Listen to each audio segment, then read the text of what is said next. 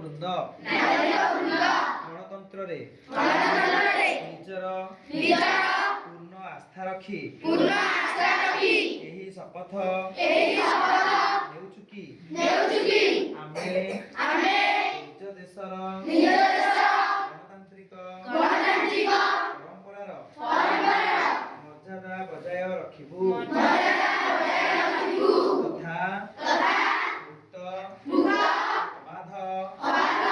ଏବଂ ଶାନ୍ତିପୂର୍ଣ୍ଣ ନିର୍ବାଚନର